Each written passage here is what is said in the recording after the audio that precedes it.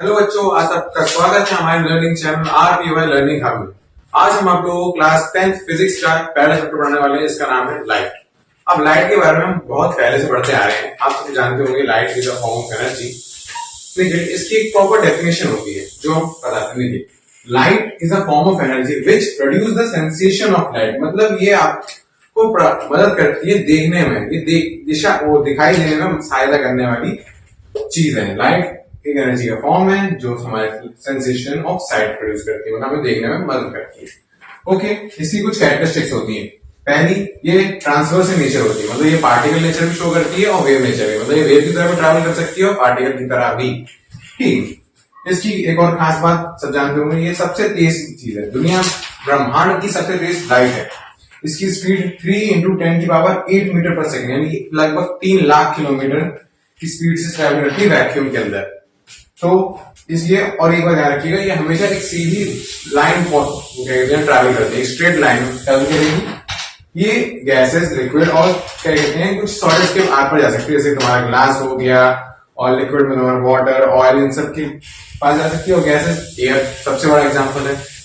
तो अब हम इसके हमारे बीच में हमारे दो मेन टॉपिक है। एक है आपका रिफ्लेक्शन और एक है रिफ्रैक्शन। रिफ्लेक्शन में हम बाउंस बैक ऑफ लाइट पढ़ते हैं, मतलब लाइट टकरा कैसे रिएक्ट करती है। और रिफ्लेक्शन मतलब वो मीडियम देगी। रिफ्लेक्शन तुम्हारा होगा गैसेस और सॉलिड के साथ, मतलब उसमें टकराएगा, उसमें ट्रैवल करेगा और हमें क्या कहते हैं देखने में मदद करेगा। वही रिफ्रैक्शन हम बेसिकली लिक्विड्स और सॉलिड्स में पढ़ेंगे, इसके अंदर वो आर पार जाने के पढ़ेंगे। तो सबसे पहले हम आगे बढ़ते हैं हमारे अगले टॉपिक। अब हम बात करते हैं रिफ्लेक्शन ऑफ लाइट की। The bouncing back of light ray in same medium after striking smooth surface is called reflection of light. ये डेफिनेशन थी। हिंदी में सिंपल बात ये है, जब कोई लाइट रे आती है, सरफेस स्मूथ सरफेस से टकराती है और वो बाउंस बैक कर जाती है सेम मीडियम, उसके अंदर नहीं जाती, आर पार नहीं जाती, वो एक हाई टकरा के चली गई। इतना ऐसी लाइन मतलब है इसका। अब इसके दो नियम है। पहला नियम, एंगल ऑफ इंसिडेंस जो होता है, मतलब जो आई एंगल जो नॉर्मल के साथ इंसिडेंट रे ने बनाया है, वो बराबर होगा किसके, एंगल ऑफ रिफ्लेक्शन के, आर, जो रिफ्लेक्टेड रे ने बनाया है नॉर्मल के साथ, मतलब angle I equal to angle R. दूसरा तुम्हारा लॉ क्या कहता है, जो इंसिडेंट रे है ये आई वाली नॉर्मल, और जो रिफ्लेक्टेड रे ये सेम प्लेन पे लाई करेंगे, मतलब अगर हमारे पास कोई सरफेस है उस पर लाइट आई टकराई, ये एक सेम प्लेन पे है, कोई क्या कहते हैं दूसरी सरफेस के अंदर नहीं आ रही। ये सिंपल वही कहना है इसका। अब इसके भी क्या कहते हैं दो प्रकार से रिफ्लेक्शन होता है। पहला, एक होता है रेगुलर और एक होता है इरेगुलर। इन दोनों में बस एक ही चीज का अंतर है, छोटा सा अंतर। जैसे हमारे पास एक स्मूथ सरफेस है, लाइट रे आई टकराई, ये दोनों लाइट रे आई है ना, ये दोनों एक दूसरे के पैरेलली गई हैं, पहले मतलब ऐसे कतार। अब हमारे पास मान लो इरेगुलर सरफेस है, बिगड़ा हुआ सरफेस है, उस पर लाइट रे आई टकराई, बाउंस बैक करी, फिर एक आई वो टेढ़ी चली गई, तो ये हो गया इरेगुलर रिफ्लेक्शन। एक होता है रेगुलर रिफ्लेक्शन। अब जो हमारे ये रिफ्लेक्शन से होता क्या है, एक इमेज बनती है। अब उस इमेज के बारे में हम डिटेल में पढ़ेंगे। तो अब इमेज के बारे में देखो बेटा, इमेज कुछ नहीं होती। जब दो क्या कहते हैं रेज लाइट आपस में टच या इंटरसेक्ट करती हैं, तो वहां पे वो एक इमेज फॉर्म करती है। इमेज वाला तस्वीर होता है, हिंदी बता दी, ठीक है। इसके दो प्रकार होते हैं, एक होती है रियल इमेज, एक होती है विजुअल इमेज। रियल इमेज जिसमें रेज एक्चुअली मतलब असलियत में मिलती हैं रिफ्लेक्शन के बाद, तो जो इमेज बनाते हैं उसे कहते हैं रियल इमेज। वही जो हम कहते हैं इमेज जब बनती है वो ऐसा लगता है कि वो अपीयर हो रही है, कि भैया मीट कर रही है, लेकिन एक्चुअली वो मीट नहीं कर रही होती है, उसे हम कहते हैं वर्चुअल इमेज। अब इन दोनों में अंतर क्या है, देखो जो रियल इमेज होती है वो स्क्रीन पे ऑब्टेन करी जा सकती है, पर वही जो वर्चुअल इमेज होती है वो स्क्रीन पे ऑब्टेन नहीं होती। ऑब्टेन करने का मतलब ये है कि जैसे हम लोग फिल्में देखते थे पहले टाइम पे, पर्दे लगा दिए जाते थे, उस पर प्रोजेक्ट की जाती, तो वो रियल इमेज होती थी क्योंकि वो उस पर इम्प्रिंट हो जाती थी, लेकिन वर्चुअल इमेज पे ऐसे काम नहीं कर सकती। तो अब इमेज फॉर्म होने की अलग अलग मिरर्स पे अलग अलग तरीके से फॉर्म होते हैं। दो टाइप के मिरर होते हैं हमारे, एक होता है आपका प्लेन मिरर और एक होता है आपका कर्व मिरर, ठीक है। तो पहले हम प्लेन मिरर की बात कर लेते हैं। प्लेन मिरर हम डेली लाइफ में देखते रहते हैं। इसकी क्या कहते हैं, जैसे हमारे पास कोई आईना है, मिरर है, उस पर हमने एक ऑब्जेक्ट रखा, ये हमारी जैसे कैंडल है, तो इसमें हमने मान ली सर्टेन दूरी पे कैंडल रखी है, तो प्लेन मिरर पे जब रिफ्लेक्शन होगा, एक तो इसकी कुछ कैरेक्टरिस्टिक याद रखना। पहली बात ये वर्चुअल इरेक्ट इमेज बनाती है। वर्चुअल मतलब होता है वर्चुअल रियल नहीं होती वो, और इरेक्ट मतलब सीधी। हमने ये कैंडल रखी, एक सर्टेन दूरी पे है, ये हमारी लाइट रेस गई पर ये टकरा के बाउंस होकर कहीं और चली गई, निकल कहीं मिली नहीं। लेकिन जब हमने लाइनों को पीछे करा, मिरर के पीछे ले गए, तो वहां पे वो मीट कर गई और वहां पे उन्होंने एक इमेज बनाई जो कौन सी, हमारी वर्चुअल इमेज। अब इसकी खास बात क्या है, कहते हैं इनकी दूरी जो है मिरर से जो दूरी होगी वो सेम रहेगी। मतलब अगर ये हमारी 10 मीटर पे दूरी पे है तो मिरर के अंदर भी इमेज 10 मीटर दूरी की आधी बनेगी। और इमेज जो होती है वो लेटरल इन्वर्टेड होती है। लेटरल इन्वर्टेड मतलब होता है जैसे हमारा बिल्कुल ये इमेज आपको दिख रही है सामने वाला, मैंने अपना ये राइट हैंड ऊपर करा तो मिरर में ये हमारा राइट हैंड लेफ्ट हैंड दिखेगा, मतलब बिल्कुल उल्टा। ये प्लेन मिरर की खासियत होती है। अब इसके यूजेस क्या होते हैं देख लो। एक तो लुकिंग ग्लास ड्रेसिंग रूम में, मतलब जो हमारा ड्रेसिंग रूम में आईना होता है ना, उसमें हम देखते हैं अपने आप को लुकिंग, उसके काम आता है एक तो। दूसरा टेलीस्कोप। टेलीस्कोप में नॉर्मली हम लेंस से टेलीस्कोप बनाते हैं, लेकिन जो मिरर से टेलीस्कोप बनते हैं उन्हें कहते हैं रिफ्लेक्टिंग टाइप टेलीस्कोप। वो आपके अभी टॉपिक नहीं है, वो 12th में आएगा आपके। एक तीसरा होता है सोलर कुकर। इसमें हम लाइट रेस को क्या कहते हैं एक जगह पे कॉन्सेंट्रेट करते हैं, जिससे खाना हमारा पकता है। तो ये प्लेन मिरर से इमेज बनाने का तरीका था, और ये इमेज क्या होता है हमने पढ़ लिया। अब अगला टॉपिक आता है हमारा कर्व मिरर, उसे हम आगे बढ़ते हैं। ओके, अब हम अगला टॉपिक पढ़ने जा रहे हैं, reflection of light of curve surfaces. Curve surface मतलब जो आपके कर्व मिरर्स होते हैं उन सबके बारे में। आप देखिए दो टाइप के कर्व मिरर होते हैं, एक होता है आपका कॉन्केव मिरर और एक होता है कॉन्वेक्स मिरर। अब देखिए जैसे मान लीजिए हमारे पास एक ये स्फीयर टाइप का है, तो इसमें जब हम क्या कहते हैं आउटरी सरफेस को रफ रखेंगे और अंदर से उसको स्मूथ करेंगे तो वो हमारा कॉन्केव मिरर बन जाता है। वहीं जब हम अंदरूनी हिस्से को क्या कहते हैं रफ छोड़ देंगे और बाहर वाले को स्मूथ कर देंगे तो उसे कॉन्वेक्स मिरर बन जाता है। अब इसके कुछ पार्ट्स होते हैं, उनके बारे में पढ़ लेते हैं। जैसे पहला पार्ट सेंटर ऑफ कर्वेचर। ये हमारे स्फीयर का जो सेंटर होता है, अगर हम इसको पूरा कंप्लीट करेंगे जैसे एक स्फीयर बन जाएगा, तो उसका जो सेंटर होता है उसे कहते हैं सेंटर ऑफ कर्वेचर। वहीं जो हमारा मिरर है उसका जो सेंटर पॉइंट होता है वो होता है हमारा पोल। और इन दोनों पोल और सेंटर ऑफ कर्वेचर के बीच में जो डिस्टेंस होती है उसे कहते हैं रेडियस ऑफ कर्वेचर। और यही रेडियस ऑफ कर्वेचर का यदि हम हाफ कर दें उस डिस्टेंस को हम कहते हैं फोकस। ठीक है, और अब इन सबसे सेंटर ऑफ कर्वेचर, फोकस और पोल से पास होने वाली एक इमेजिनरी लाइन होती है जिसे हम कहते हैं प्रिंसिपल एक्सिस। यहाँ पे हमारा एक फॉर्मूला आता है, फोकस इक्वल टू रेडियस का half, radius of curvature by 2। ठीक है, यहाँ पे वही लिखा है radius of curvature whole square का, और फोकस है आपका रेडियस ऑफ कर्वेचर का हाफ। अब हम बात करेंगे इनके रे डायग्राम्स के बारे में। ओके, अब हम बात करते हैं रूल्स की। देखो अभी हमें फॉर्मेशन ऑफ लेंस मतलब इमेज सीखना है, तो उसके लिए हमारे 4 मुख्य नियम है, उन नियमों को समझ लेते हैं। देखो हमारे पास ये मिरर है, अगर हम उसमें पैरेलल रे छोड़ते हैं तो वो हमेशा फोकस से पास होगी, ये नियम है पहला। इतना ही पैरेलल जाएगी तो फोकस से पार होगी। ठीक है, दूसरा नियम देखो हमारे क्या है, अगर किसी का उल्टा है वो, अगर फोकस से पार हो रही है इमेज तो वो पैरेलल निकल जाएगी प्रिंसिपल एक्सिस की। ठीक है, हम आ जाते हैं तीसरे नियम पे। तीसरे नियम देखो ये बहुत सिंपल सा है, सेंटर ऑफ कर्वेचर है, अगर उससे पास हो रही है तो हमारी रे सेंटर ऑफ कर्वेचर से ही अपना पूरा पाथ रिट्रेस कर लेगी, मतलब जहां से गई वैसे निकल जाएगी। ठीक है, अब आते हैं हमारे चौथे वाले इससे चौथे नियम पे। अगर हमारे रे जो है वो पोल पे टकराई तो जितने एंगल पे यहाँ पे टकराई है ना उतने ही एंगल पे निकल जाएंगे। बस यही सिंपल से 4 नियम, इसको दोबारा रिवाइज करते हैं। देखो क्या, प्रिंसिपल एक्सिस के पैरेलल आई, फोकस से गई, फोकस से गई तो पैरेलल निकल गई। अब सेंटर ऑफ कर्वेचर पे निकल गई, पोल पे टकराई, जितने एंगल पे टकराई उतने एंगल पे निकल गई। दैट्स इट, सिंपल है, समझ गए। अब बढ़ते हैं इंफॉर्मेशन ऑफ इमेज पे by concave lens mirror, concave mirror. तो अब हम बात करेंगे formation of image by convex mirror. तो ठीक, कॉन्केव मिरर रूल्स हमने पढ़ लिए, अब आगे बढ़ते हैं। पहला फिक्स क्या है, जब हमारा ऑब्जेक्ट जो है वो इंफिनिटी पे रखा हुआ है तो वहां से हमने 2 पैरेलल रेज आएंगी, क्योंकि दूर है तो पैरेलल रेज आएंगी। तो पहला नियम में क्या पढ़ा, जब पैरेलल रेज आती है तो फोकस में मिलती है, यहाँ पे फोकस में मिली और एक फोकस पे इमेज बनी जो बहुत ज्यादा छोटी है, रियल और इन्वर्टेड है। दूसरा केस, जब हमारा क्या कहते हैं ऑब्जेक्ट जो है सी के पीछे मतलब सेंटर ऑफ कर्वेचर से पहले रखा हुआ है, तो वहां से हमने पहले एक सीधी पैरेलल रे भेजी, जो प्रिंसिपल एक्सिस के पैरेलल रे भेजी, तो वो फोकस से गई और फिर हमने भेजी रे सी से, यहाँ से दूसरा नियम पढ़ा था, जब सी से जाती है तो वहीं पे लौट जाती है।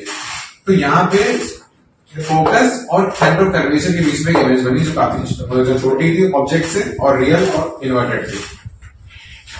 अगले पे आते हैं, जब हमारा ऑब्जेक्ट जो है सेंटर ऑफ कर्वेचर पे रखा हुआ है, तब वहां पे जो इमेज बनेगी वो सेम साइज की बनेगी, रियल और इन्वर्टेड बनेगी। देखो कैसे, पहले रे गई पैरेलल, वो फोकस से पास हुई, फिर हमने पहले नियम का इन्वर्टेड पढ़ा था, जब फोकस से इमेज जाती है, ये उल्टा एरो बना है, जब फोकस से जाती है तब वो पहले निकल जाती है रे, तो यहां से गई, यहां पे मीट करी, फिर जब पैरेलल वाली थी वो यहां से निकली, तो हमारा जो ऑब्जेक्ट था वो उसकी जो इमेज बनी वो सेंटर ऑफ कर्वेचर बनी, उल्टी बनी। अगले पे आते हैं, अगला है जब हमारा ऑब्जेक्ट सेंटर ऑफ कर्वेचर और फोकस के बीच में रखा हुआ है, हमने वही पैरेलल रे भेजी, फोकस से पार हुई, ठीक हो जा रही है, फिर हमने एक भेजी सेंटर ऑफ कर्वेचर से, वो पार हुई, वो मिली, वो तो इमेज कहां पे बनी, सी के पीछे बनी, इनलार्ज बनी, रियल और इन्वर्टेड बनी। यार देखिए कॉनकेव मिरर में नॉर्मली हर कोई क्या कहते हैं रियली बनाता है, आखिरी केस को छोड़ के। पांचवें में आते हैं, जब मान लीजिए हमारा ऑब्जेक्ट फोकस पे रखा हुआ है, तो जब हमने फोकस के वहां से पैरेलल लाइन छोड़ी, फोकस से पास हुई, सेंटर ऑफ कर्वेचर से पास हुई, तो अभी जो लाइन गई है, रेज गई है, पैरेलल जा रही है, तो उनकी इमेज इंफिनिटी में बनेगी, मतलब इमेजिन कर लेते हैं इंफिनिटी में बनेगी, वो ये काफी बड़ी बनेगी, रियल और इन्वर्टेड होगी। अब आते हैं हमारे छठे और स्पेशल केस में, जब हमारा ऑब्जेक्ट जो है वो फोकस और पोल के बीच में है, तो जो हमारी रेज होती हैं वो अलग अलग डायरेक्शन में जाती हैं, मतलब फोकस से वो भेजी, फोकस से गई इधर चली गई नीचे की तरफ, सेंटर ऑफ कर्वेचर से गई तो ऐसे चलेगी, मतलब वो मीट नहीं करती कभी भी, पर ये पैरेलल नहीं जाती, थोड़ी टेढ़ी जाती है। तो इनकी जब हम पीछे की तरफ खींचते हैं तो मिरर के पीछे एक इमेज बनती है जो काफी बड़ी होती है ऑब्जेक्ट से, वो वर्चुअल होती है और इन्वर्टेड होती है। ठीक है, आई होप समझ गए होंगे। अब इसके यूजेस पढ़ लेते हैं। यूजेस ऑफ कॉनकेव मिरर, देखो पहला इसको हम यूज कर सकते हैं शेविंग मिरर, मतलब जो लोग क्या कहते हैं शेविंग करते हैं उसके लिए मिरर के लिए इस्तेमाल कर सकते हैं कॉनकेव मिरर को। फिर दूसरा होता है जब जो डेंटिस्ट होते हैं उससे वो मैग्नेटिफाइंग व्यू देखने, मतलब उसको बड़ा करके देखने के लिए दांतों को, उसके लिए इस्तेमाल करते हैं कॉनकेव मिरर को। दूसरा ये जो हेडलाइट्स होती है उसमें रिफ्लेक्टर की तरह काम करता है, और जो ईएनटी स्पेशलिस्ट होते हैं ना, नाक कान गले के डॉक्टर, वो लोग क्या कहते हैं लाइट को फोकस करने के लिए, मतलब ताकि पेशेंट कान नोज या थ्रोट में देख सके, उसके लिए इस्तेमाल करते हैं इसको। और जो सोलर कुकिंग डिवाइसेस होते हैं ना, जिससे हीट को जगह फोकस करना होता है, उस काम के लिए भी इस्तेमाल कराया जाता है, पैराबोलिक रिफ्लेक्टर उसकी तरह इस्तेमाल कराया जाता है। अगले टॉपिक पढ़ते हैं जो है हमारा कॉन्वेक्स मिरर के lenses. Formation of image by convex mirror. देखिए इसके सिर्फ दो ही केसेस हैं। हमारा कॉन्वेक्स मिरर है, अब हमारी जो ऑब्जेक्ट है वो मान लीजिए इंफिनिटी पे रखा हुआ है, तो वहां से पैरेलल रेज आई, वो इधर उधर जगह पे डिफ्लेक्ट हो गई, क्योंकि जब हम उसको पीछे की तरफ खींचते हैं तो वो फोकस पे क्या कहते हैं जुड़ने लग जाती है, वहां पे एक इमेज बनती है जो मिरर के पीछे बनी है, काफी इमेज मतलब पॉइंट साइज होती है। कैसी होती है? पॉइंट साइज, ठीक है। और ये वर्चुअल होती है और इरेक्ट होती है, इरेक्ट मतलब सीधा होता है, ठीक है। अब आते हैं दूसरे केस पे, अगर मान लीजिए वो मिरर के सामने रखे पोल के जस्ट आगे कहीं पे भी, तो पहले सीधी जाएगी पैरेलल, वहां से डिफ्लेक्ट हुई, फोकस पे जॉइंट हुई, पीछे खींची हमने, जब सेंटर ऑफ कर्वेचर वाली सीधी सीधी निकल गई, तो जब हमने यहाँ पे तो ये मिरर के पीछे एक छोटी इमेज बनी गई जो भी वर्चुअल और इरेक्ट है। अब जल्दी से इसके यूजेस भी पढ़ लेते हैं। देखिए पहला यूज रियर व्यू मिरर की तरह इस्तेमाल किया जाता है ऑटोमोबाइल्स यानी गाड़ियों में। दूसरा ये रिफ्लेक्टर्स की तरह यूज किया जाता है स्ट्रीट लाइट में, जो स्ट्रीट लाइट में खंभे लगे होते हैं उनमें। दूसरा एटीएम मशीन के ऊपर लगा होता है ताकि जो इस्तेमाल कर रहा है उन्हें पीछे देख सके, ना रहा हो, ओके ठीक। और चौथा यूज है इसका एक हाई हील्स या फिर कहते हैं सड़कों के किनारों पर लगी रहती है ताकि लोग आने वाली गाड़ियों को देख सकें। अब अगले टॉपिक पढ़ते हैं, वो है साइन कन्वेंशन। ओके, अब आते हैं साइन कन्वेंशन पे। देखिए, आपने कोऑर्डिनेट एक्सिस पढ़ी होगी, मतलब एक्स पॉजिटिव होता है, इधर नेगेटिव होता है, ऊपर जाने में पॉजिटिव वाई होता है, नीचे जाने में नेगेटिव वाई होता है, बिल्कुल वैसे ही सीन है। ये आपका मिरर है। अगर आपकी इमेज या फिर कोई भी डिस्टेंस इधर की तरफ है, मतलब मिरर के पीछे की तरफ है, तो पॉजिटिव ली जाएगी। वही कर्व की तरफ है आगे तो उससे नेगेटिव लिया जाएगा। अगर हाइट ऊपर की तरफ है वो पॉजिटिव, नीचे की तरफ है नेगेटिव। इसको थोड़ा और ध्यान से समझते हैं। जैसे देखिए, आपका कॉन्केव मिरर है, तो उसमें जो फोकल लेंथ है वो कॉन्केव मिरर की अंदर की तरफ, बाहर की तरफ होती है, यहाँ की समथिंग होती है, तो इसलिए उसको क्या लिया जाएगा, नेगेटिव। अब main distance of object, object हमारे यहाँ होता है तो वो भी नेगेटिव ली जाएगी। वैसे ऑब्जेक्ट जो डिस्टेंस होती है ना, दोनों केस में नेगेटिव होती है, तो ऐसे आता है। ठीक है, अब आई इमेज डिस्टेंस की बात। कॉन्केव में हमेशा इमेज यही बनती है, मिरर के आगे बनती है, तो वो भी नेगेटिव ली जाएगी। हाँ, वो बता रहे, जब छठवा केस है तो मैं पढ़ा था, उसमें इमेज पीछे बनती थी, वर्चुअल बनती थी, तो वो कैसे ली जाएगी, जिसकी डिस्टेंस पॉजिटिव ली जाएगी। हाइट ऑफ ऑब्जेक्ट, भाई कोई हाइट ऑफ ऑब्जेक्ट नेगेटिव में होती नहीं है, हमेशा ऊंची होती है, पॉजिटिव ही होती है, तो हाइट ऑफ ऑब्जेक्ट पॉजिटिव। अगर इमेज इन्वर्टेड है तो नेगेटिव लेंगे, अगर इरेक्ट है तो पॉजिटिव ले लेंगे। ठीक है, अब बात करते हैं अगले केस पे, हमारा कॉन्वेक्स मिरर। उसमें देखो, ऑब्जेक्ट का डिस्टेंस कहा था हमेशा नेगेटिव रहता है, नेगेटिव रहेगा। और कॉन्वेक्स की जो क्या कहते हैं फोकल लेंथ होती है, वो अंदर की तरफ होती है, तो उसे कैसे लिया जाए, मतलब उसका जो डिजाइन है वो ऐसे होता है यहाँ पे। तो इधर पॉजिटिव एक्स एक्सिस है, तो ये कैसे लिया जाएगा, पॉजिटिव। इमेज भी हमेशा यही बनती है, वो कैसे लिया जाएगा, positive. Height of object positive, image भी पॉजिटिव बनती है, क्योंकि इसमें कोई भी क्या कहते हैं इन्वर्टेड इमेज नहीं बनती है। तो ये हमारा साइन कन्वेंशन था। अब हम बात करते हैं अपने सबसे इंपॉर्टेंट टॉपिक, मिरर फॉर्मूले, जिससे हमारे न्यूमेरिकल बनते हैं। ओके, तो गाइस, तो बच्चों मेरे, आप सुनो, अब आता है आपका सबसे इंपॉर्टेंट फॉर्मूला, जो हमारी मतलब एक ही फॉर्मूला है तुम्हारी क्या नाम इस चैप्टर में, ये है mirror formula. 1/u plus 1/v equal to 1/f। ताकि यहाँ पे फोकल लेंथ है, v तुम्हारी इमेज ऑफ ऑब्जेक्ट, वो डिस्टेंस ऑफ इमेज है, u तुम्हारी डिस्टेंस ऑफ ऑब्जेक्ट। ओके, अब देखो, इसके आते हैं न्यूमेरिकल। वो जब हमने अभी साइन कन्वेंशन पढ़े थे, वो इसी में इस्तेमाल करने के लिए होंगे। जैसे अगर हमारी फोकल लेंथ कॉनकेव का क्वेश्चन है, तो वहां फोकल नेगेटिव ली जाएगी, यहाँ पे वैल्यू जो मिलेगी उसे नेगेटिव रहेगा। वो तुम्हें खुद साइन रख के नहीं देगा, तुम्हें खुद से साइन रखने पड़ेंगे। ठीक है, तो इसका इस्तेमाल और होगा। इसका न्यूमेरिकल आते हैं, उसके न्यूमेरिकल की हम बाद में प्रैक्टिस करेंगे। पहले हम बात करते हैं अपना अगला टॉपिक, लीनियर मैग्निफिकेशन। मैग्निफिकेशन से तुम क्या समझ सकते हो, मतलब जो हमारी इमेज के साइज में कन्वर्जन हो, मतलब जो हमारा ऑब्जेक्ट है उससे बड़ी इमेज बनी है या छोटी इमेज बनी है, मतलब रेशियो है तुम्हारा हाइट ऑफ ऑब्जेक्ट है और हाइट ऑफ इमेज के बीच का। मतलब तुम्हारा m equal to height of image upon height of object. इसका फॉर्मूला हो गया m equal to height of image upon height of object. एक और फॉर्मूला होता है magnification equal to negative times, याद रखना, नेगेटिव टाइम्स ऑफ क्या नाम है आपका, distance of image upon distance of object का। यहाँ पे डिस्टेंस कहां से है, मिरर से डिस्टेंस। ओके, ये नेगेटिव को याद रखना, क्योंकि जो आपका एक और टॉपिक आएगा रिफ्रैक्शन में, लेंस फॉर्मूला, उसमें यहाँ पे नेगेटिव नहीं होता, वहां पे ये पॉजिटिव बन जाता है। तो इस चीज का ध्यान रखना। तो इससे हम दोनों रिलेशन से रिलेशन निकाल सकते हैं कि height of image upon height of object बराबर होती है negative times height of image और distance of image upon distance of object. ठीक है, इतना तो समझ में आया। अब कुछ काम की बातें कर लेते हैं, यानी इंपॉर्टेंट बात जो मैं नोट्स में डब्बे में लिखी हुई है। ये इसके बिना तुम्हारे क्वेश्चन आता है कि तुम्हें मैग्निफिकेशन दिया होगा, इमेज कैसी है उसकी प्रॉपर्टीज बताओ। उसके लिए मूल मंत्र है, देखो, अगर मैग्निफिकेशन तुम्हारा 1 दिया है तो उसकी जो साइज है, इमेज का साइज और ऑब्जेक्ट का साइज, वो दोनों सेम है।